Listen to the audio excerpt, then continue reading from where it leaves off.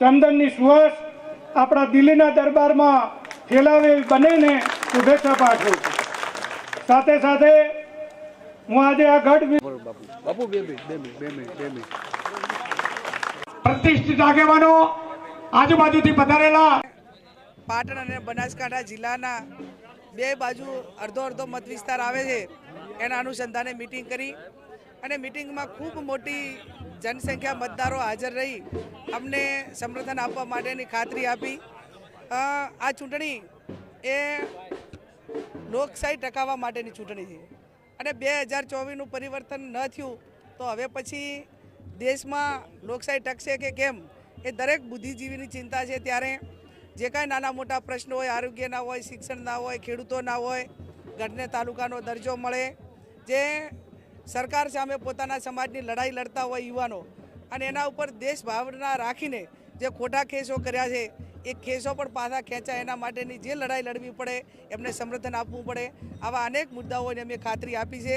ત્યારે ગઢ એટલે એક ધંધા રોજગાર સાથે સંકળાયેલો આ વિસ્તાર છે, દરેક બુદ્ધિજીવી વર્ગ છે અને બુદ્ધિજીવી વર્ગ છે ત્યારે એમની પાસે અપેક્ષા એ મતદાન માટે દેશના વહીવટીતંત્રને, ઇકોનોમીને, વર્તમાન જે સમસ્યાઓ છે એ આ બધી બાબતોને ધ્યાનમાં રાખીને મતદાન કરતા હોય છે। ત્યારે 100% કોંગ્રેસ પાર્ટીને આશીર્વાદ આપશે। એક બાજુ બનાસની બેન અને બીજી બાજુ 5 લાખનું રક્ષણ, શું કહેશો?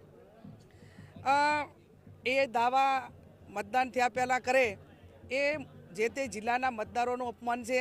હજુ તો ચૂંટણી 7 તારીખે યોજાવાની છે। 5 લાખના દાવા કરવાવાળા એ એમને મુબારક। અમને બનાસકાંઠાની જનતા ઉપર પૂરેપૂરો ભરોસો છે અને અમને 100% આશીર્વાદ આપશે। એમ પ્રમાણે કોઈ તાલુકો જિલ્લો અલગ કરવો એ રાજ્ય સરકારના પાવર્સમાં આવે છે, પણ એના સામેની જે કાંઈ લડાઈ લડવી પડે, આંદોલન કરવું પડે અને લોકોની માગણી માટે અમારે એક અગ્રેસિવ રહીને એમની સાથે રહેવું પડે, એમાં અમે કોઈ પીછેહટ નહીં કરીએ।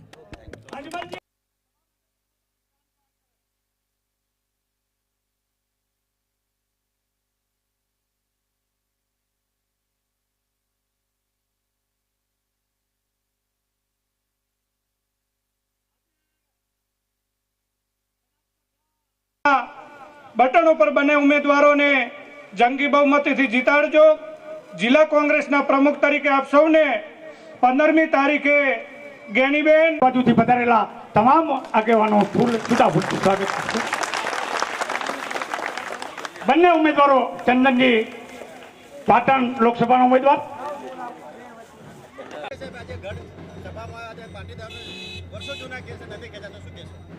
આજે ગઢની અંદર પાટણ લોકસભાના ઉમેદવાર ચંદનજી અને બનાસકાંઠાના ઉમેદવાર જ્ઞાનીબેનની જાહેર સભા હતી।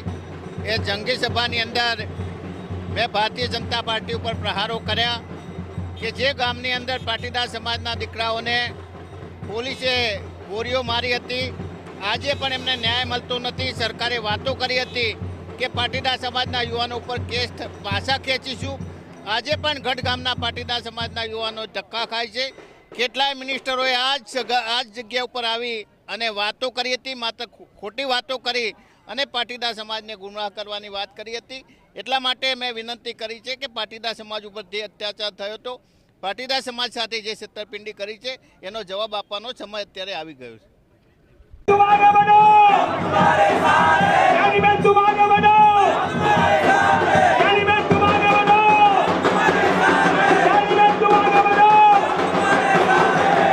સ્વાગત માધુભાઈ લખુભાઈ ભુટકા, નગાજી ચંદનજી ઠાકોર, માન્ય પાટણના ધારાસભ્ય શ્રી લોકસભાના ઉમેદવાર અને પૂર્વ પાટણના સિદ્ધપુરના ધારાસભ્ય શ્રી ચંદનજી ઠાકોર સાહેબ,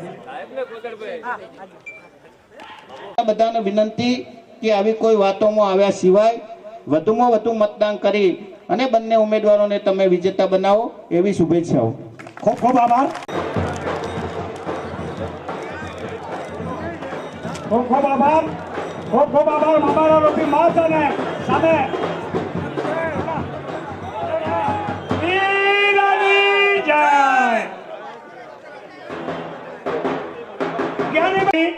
બનાસકાંઠા જિલ્લાના શિક્ષણ સમિતિના ચેરમેન શ્રી લક્ષ્મીબેન કરણ, સાથે ઉપસ્થિત બનાસકાંઠા જિલ્લા પંચાયતના